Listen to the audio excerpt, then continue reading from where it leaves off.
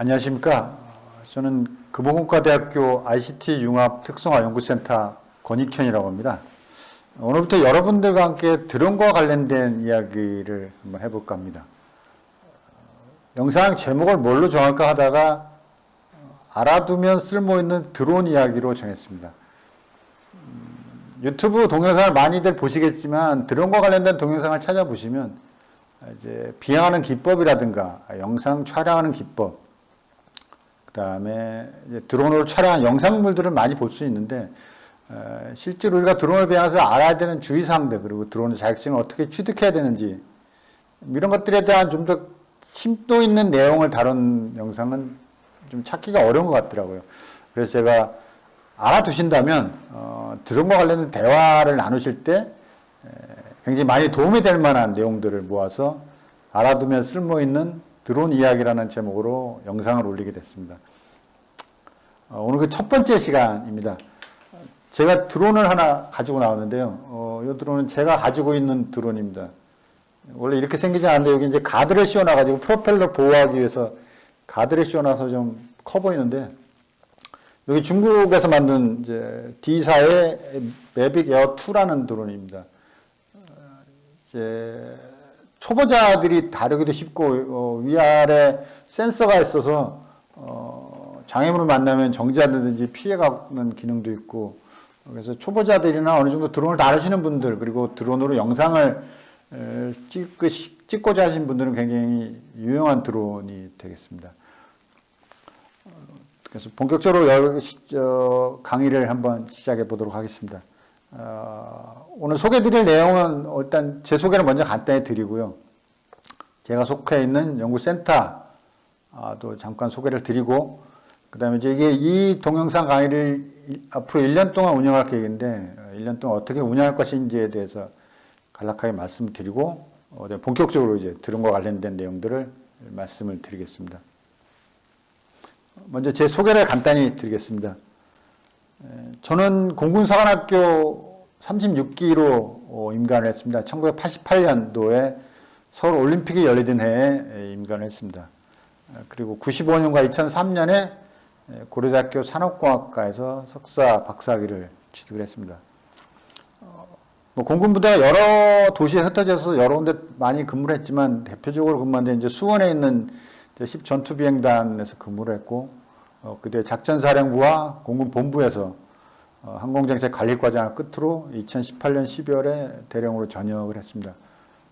근무하는 동안에 계속 항공이라든가 드론, 그다음에 공역 이런 쪽에 계속 업무를 했기 때문에 그쪽 분야에 대해서는 제가 누구보다 잘 안다고 말씀을 드릴 수 있겠습니다. 다음으로 제가 속한 ICT 융합 특성화 연구센터에 대해서 간략하게 소개를 드리겠습니다. 저희 센터는 2014년에 설립이 됐습니다. 그래서 그 이후에 국방부라든가 한화, 그다음에 함정기술연구소, 종합정비창, 그다음에 육군 제2보급단 등 다양한 기관들과 MOU를 체결해서 업무를 수행하고 있고요. 2018년에는 그랜드 ICT 연구센터 사업이 선정이 돼서 이제 진행 중에 있습니다. 저희 센터는 센터장 이하에 분센터장, 그 다음에 ICT CRC 기획실을 두고 있고요.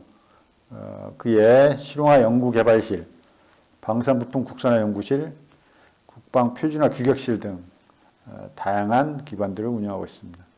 2015년에는 병역특례기관으로 지정이 돼서 현재 병역특례요원이 같이 근무하고 있습니다. 제 센터 미션은 글로컬 민군 ICT 융합 R&D 및 전문인력 양성에 미션을 두고 있고요. 민군 ICT 융합 산학협력 체계를 통한 전문인력 양성과 기업 역량 촉진 증진이라는 비전을 두고서 지역 연계형, 산업 개선형, 지식 실현형이라는 전략 아래 다양한 연구과제들을 수행하고 있습니다. 본 동영상을 이제 2022년 올 한 해 동안 운영할 계획인데요. 어떻게 운영할 것인지에 대해서 말씀을 드리겠습니다. 전반부에는 이제 드론과 관련된 일반, 그 다음에 자격증명 취득, 그 다음에 드론 관리, 활용 분야, 드론 관련된 법규 이런 것들을 말씀을 드리고요.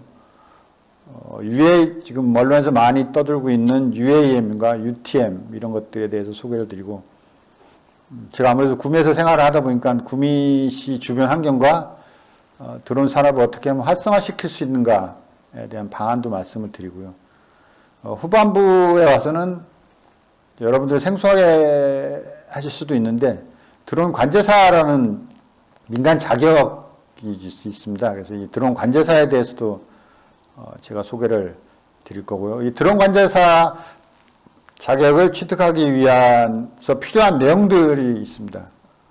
지금 보시는 것처럼 공역관리라든가 항공교통관제 이런 것들이 이제 드론 관제사 자격을 따기 위한 내용들인데 이런 내용들은 꼭 드론 관제사가 아니더라도 여러분들이 드론과 관련된 사업을 하신다든지 개인적으로 취미로 드론을 운영하신다 하더라도 알아두시면 좋은 내용으로 제가 준비를 했습니다. 그래서 본 영상의 제목이 이제 알아두면 쓸모있는 드론 얘기가 되는 거고요. 오늘은 첫 번째 시간으로 초경량 비행장치 정의, 종류, 그다음에 무인 멀티콥터 드론이라고 하는 것에 대한 정의와 종류를 한번 알아보도록 하겠습니다. 초경량 비행장치에 대해서 알아보기 전에 하늘을 나는 것들, 우리가 흔히 알고 있는 항공기라는 것에 대한 정의부터 한번 살펴보겠습니다. 항공기는 항공안전법에 이렇게 정하게 됐습니다. 공기의 반작용으로 뜰 수 있는 기기로 비행기, 헬리콥터, 비행선, 항공기 등을 말한다 라고 되어 있습니다. 그럼 어디까지가 비행기고 헬리콥터냐를 정의를 해놨는데 정의를 살펴보면 유인항공기 같은 경우는 최대 이륙 중량이 600kg을 초과해야지만 비행기로 부르고 있습니다. 비행기. 무인항공기 같은 경우는 자체 중량이 150kg 이상, 연료의 중량을 제외하고 자체 중량이 150kg 이상인 경우에만 무인항공기로 부르고 있고요. 항공기에 속하는 비행선은 두 가지 종류가 있는데 유인 비행선과 무인 비행선인데 유인 비행선은 동력기기 장치가 1개 이상 있어야 되고 무인 비행선, 그러니까 사람이 타지 않는 비행선은 자체 중량이 180kg 초과해야지만 비행선으로 분류를 하고 있습니다. 활공기는 자체 중량이 70kg을 초과해야지만 항공기의 급으로 분류를 하고 있습니다. 사진을 보시면 제일 왼쪽에서 보이는 사진이 지금 현대 민간항공기 중에서 제일 크다고 얘기할 수 있는 이제 A380. 너무 크다 보니까 이제 운영할 수 있는 공항이 한정돼 있어서 사실은 어떻게 보면 많이 팔린 기종이라고 볼 수는 없지만 어쨌든 항공기 전체가 2층으로 돼 있어서 굉장히 유명했던 항공기였죠. 그 다음에 보시는 것은 보잉 747 드림라이너, 787 드림라이너라고 하는 기종입니다. 연료 효율이 좋고 중장거리 노선에 적합한 항공기들이죠. 세 번째 보시는 사진이 이제 헬리콥터인데 이 헬리콥터는 보시면 이제 대한민국이라고 써 있습니다. 그래서 공군이 운영하는 공군 1호기, 즉 대통령이 탑승하는 헬리콥터입니다. 오른쪽에 제일 마지막에 오른쪽에 있는 그림은 마린원이라고 해서 미 해병대에서 운영하는 미국 대통령이 타는 헬리콥터가 되어 있습니다. 그 다음에 보이시는 그림 세 개는 이제 비행선이죠. 뭐 미세먼지 감시라든가 홍보, 투표, 동료 이런 것들을 하기 위해서 가끔 한강에서 보이는 것들이 이제 비행선이 되어 있고 활공기는 이제 이런 유인 항공기들을 끌고 가다가 앞에서 이제 줄을 탁 끊으면 자체적으로 활공하는 그런 비행기들을 활공기라고 우리가 부르고 있습니다. 다음에 이제 경량항공기라는 것입니다. 경량항공기는 항공기 이외에 공기의 반작용으로 쓸 수 있는 기기인데 여기에도 비행기, 헬리콥터, 자이로플레인, 동력 패러슈트 등이 있습니다. 경량항공기의 정의는 무게 기준은 최대 이륙 중량이 600kg 이하입니다. 아까 앞에서 항공기는 600kg 이상이어야지만 항공기로 봤는데 경량항공기는 최대 이륙 중량이 600kg 이하여야지만 경량항공기를 정의하고 있습니다. 이 이외에도 최대 실속 속도 또는 이런 최소 정상 비행 속도가 45노트 이하여야 되고 조종사 좌석 포함해서 탑승 좌석이 2개 이하라든가 그다음에 여합이 되지 않는 경우 그러니까 우리가 비행기를 타고 서울에서 미국 간다 하더라도 비행기는 높은 곳에서 비행하지만 산소 마스크가 필요 없는 이유가 조종석이나 기내가 여합이 되기 때문에 일정한 압력을 유지할 수 있도록 되어 있기 때문에 이제 산소 마스크 없이 탈 수 있는데 경항공기는 여합이 되지 않아야 됩니다. 그러니까 여합이 되지 않으니까 높은 곳으로 올라갈 수도 없죠. 그 다음에 고정된 착륙 장치가 있어야 되는 정의가 있습니다. 경량항공기 종류를 보시면 첫 번째 비행기는 이런 비행기도 어디서 많이 보셨을 텐데 주로 뭐 서해안 쪽에 가 보시면 그 이제 비행 체험하는 항공기들이 이제 이런 주로 이런 경량항공기들로 볼 수 있고요. 헬리콥터 마찬가지로 무게 기준에 따라서 항공기급보다는 무게가 작은 그런 것들인데 주 농약 살포라든가 이런 것들도 마찬가지 그 레저용 그다음에 관광 비행, 체험 비행용으로 많이 쓰이고 있습니다. 자이로플레인이라는 거는 헬리콥터보다 조금 구조라든가 이런 건 작지만 무게 기준으로 봤을 때 이제 항공기급에 속하지는 않고 해서 경량항공기로 분류가 되어 있고 동력 패러슈트는 패러글라이더에다가 이런 동력을 발생시키는 장치를 붙여서 동력 패러슈트라고 하는데 이것도 마찬가지로 경량항공기로 분류가 되어 있습니다. 자, 이제 오늘 핵심 주제인 초경량 비행장치에 대해서 알아보겠습니다. 초경량 비행장치, 아까 항공기와 경량항공기까지 말씀드렸으니까 이제 날 수 있는 것들 중에 경량항공기와 항공기에 포함되지 않는 뜰 수 있는 기기는 다 초경량 비행장치라고 보시면 됩니다. 여기 종류는 보시면 동력 비행장치부터 시작해서 행글라이더, 패러글라이더, 기구류, 무인 비행장치, 이제 오늘의 핵심, 제가 하는 동영상의 핵심 주제인 무인 비행장치, 그 다음에 회전익 비행장치, 동력 패러글라이더, 낙하산유 이런 것들이 있습니다. 각각의 기기에 따라 기준들이 다 다릅니다. 동력 비행장치는 자체 중량이 115kg 이하여야 되고 연료량은 19리터 이하여야 되고 여러 가지 자체적인 기준이 있는데 그중에 이제 무인 비행장치에 대해서 알아보면 무인 비행장치는 일단 사람이 탑승하지 않아야 됩니다. 그런 것들 중에 무인 동력 비행장치라고 하는 것은 자체 중량이 150kg 이하인 무인 비행기, 무인 헬리콥터 또는 무인 멀티콥터를 무인 동력 비행장치라고 하고요. 무인 비행선은 자체 중량이 180kg 이하고 길이가 20m 이하인 무인 비행선을 이제 무인 비행선이 무인 비행장치에 속하게 되는 겁니다. 회전익 비행장치는 동력 비행장치, 아까 말씀드린 이런 비행장치의 여건을 갖춘 헬리콥터나 자이로플레인. 그러니까 같은 헬리콥터나 같은 자이로플레인이라도 무게에 따라 이것이 항공기냐, 경량항공기냐, 초경량 비행장치에 따라서 종류가 달라지게 되는 거죠. 이게 이제 초경량 비행장치를 한눈에 볼 수 있는 겁니다. 여기 왼쪽에 보시는 것들이 이제 그 종류가 되어 있고 여기서 세부적인 종류를 보시게 되면 동력 비행장치는 저런 이제 행글라이더 같은 데다가 동력을 달아서 쓰는 건데 거기도 이제 타면 조종형, 그러니까 날개를 조종해서 하는 동력 비행장치가 있고 이제 체중을 이동해서 하는 동력 비행장치가 있습니다. 회전익 비행장치는 초경량 자이로플레인이라든가 초경량 헬리콥터, 아까 그림에서 보시는 것처럼 똑같은 건데 이제 무게가 차이가 나는 거죠.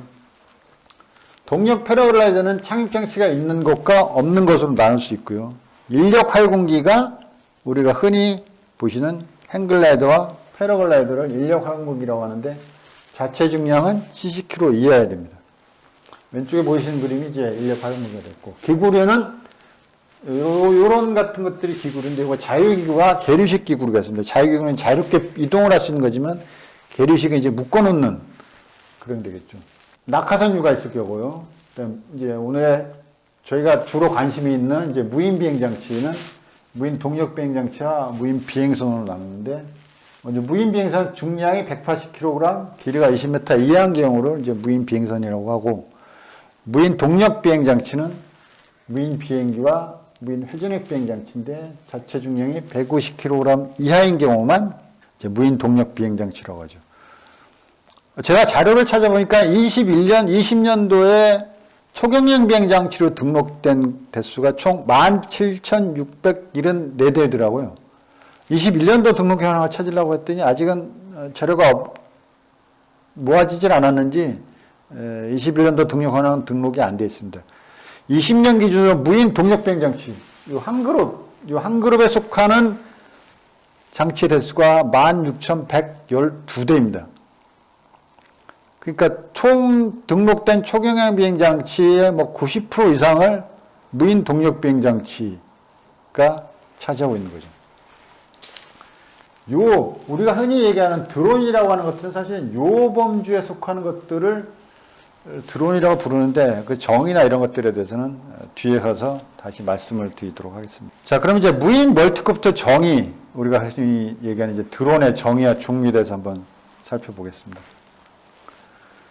항공안전법에 따르는 정의를 보시면 사람이 탑승하지 않은 자체 중량 150kg 이하인 무인 비행기 또는 무인 비행장치에 대한 정의가 있고요. 드론이라고 명확하게 정의되는 것은 소위 드론법이라고 하는 드론 활용의 촉진 및 기반 조성에 관한 법률을 보시면 드론을 어떻게 정의하고 있냐면 항공안전법 제2조 3호에 따른 초경량 비행장치 중 무인 비행장치인데 그 정의가 바로 이겁니다.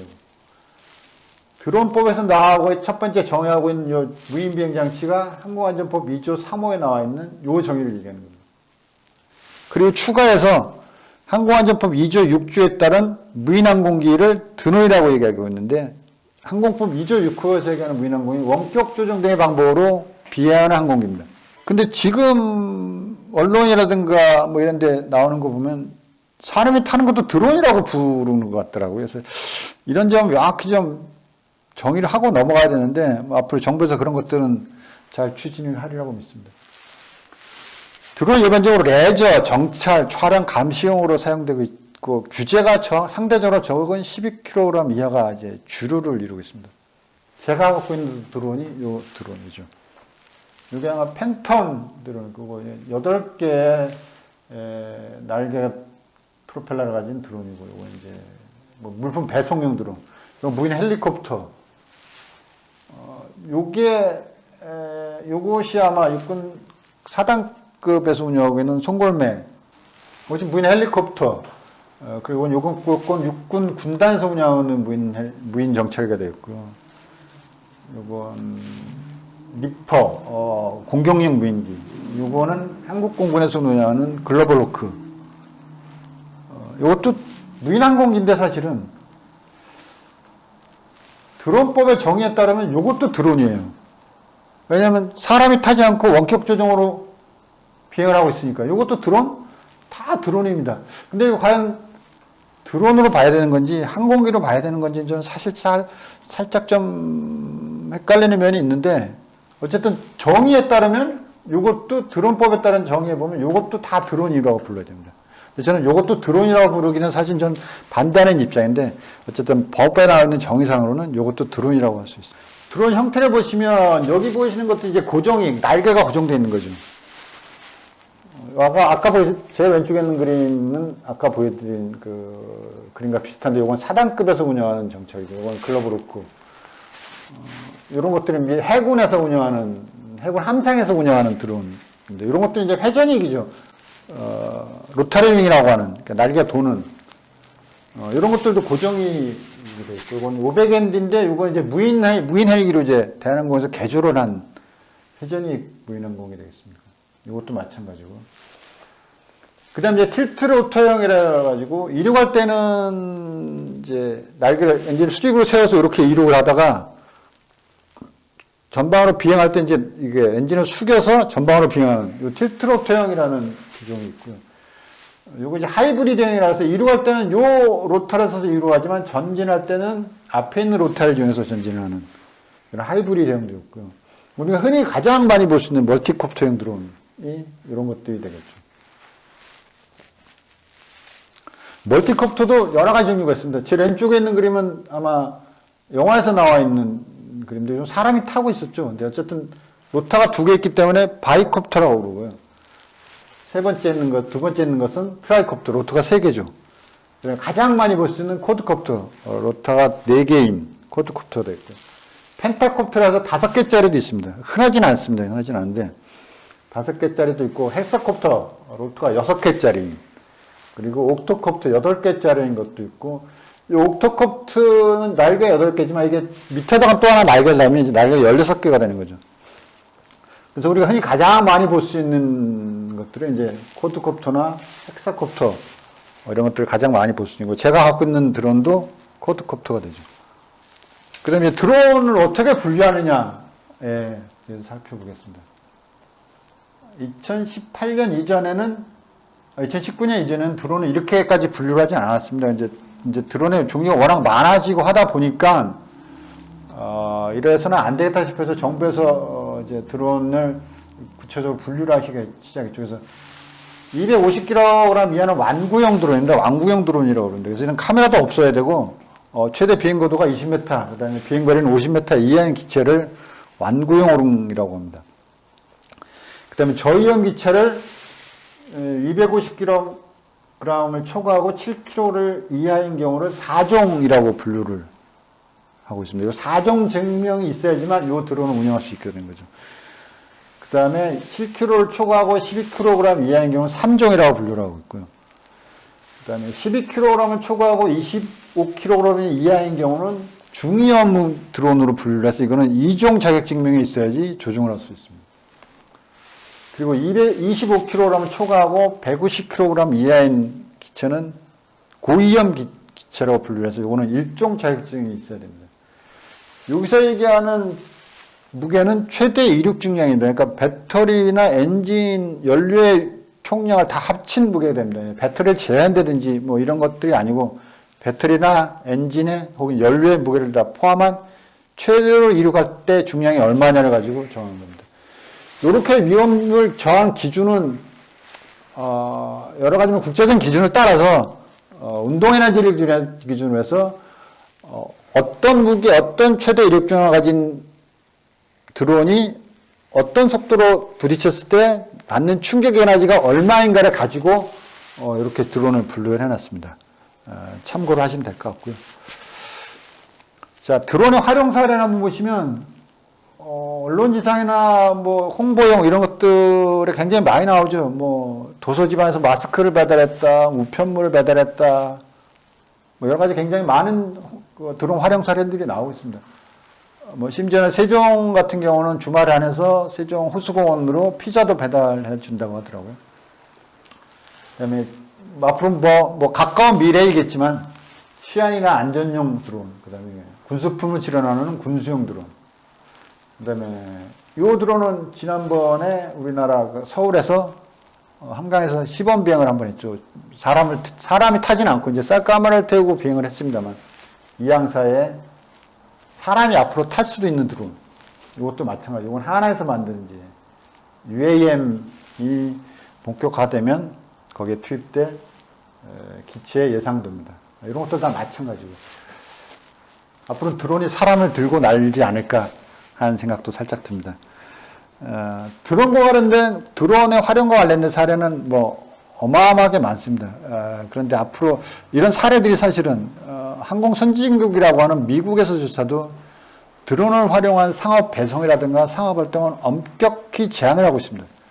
그 이유가 뭐냐면 아직은 드론의 안전성이 명확하게 확보되었다고 장담을 할 수 없기 때문입니다. 그래서 상업 비행인 경우도 우리나라 마찬가지지만 미국, 유럽 등 선진국이라고 할 수 있는 항공 선진국에서도 드론의 상업 비행은 드론 배송이라든가 이런 것들은 엄격히 제한된 지역에서 제한된 범위 내에서만 수행하도록 하고 있습니다.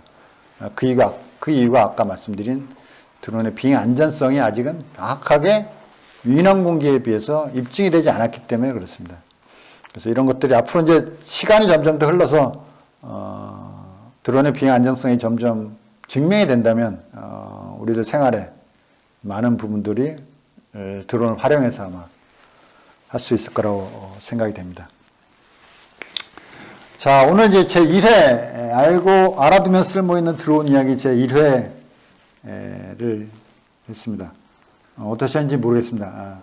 제 나름대로 뭐 준비를 한다고 열심히 했는데 평가는 여러분들이 해주실 거라고 믿고 구미가 이제 드론 산업이 활성화 됐으면 좋겠습니다. 제가 어쨌든 구미에서 생활을 하고 있고 하다 보면 구미가 드론 산업도 활성화되고 인식도 많이 변화돼서 사람들이 우리가 드론을 날린 사람을 우리 주변에서 가까이 볼 수 있었으면 좋겠습니다. 자, 다음 시간에는 드론 자격증명을 어떻게 딸 것인가, 어떤 종류가 있고 어떻게 딸 것인가, 이런 것들에 대해서 알아보도록 하겠습니다. 그럼 오늘은 여기서 마치겠습니다. 감사합니다.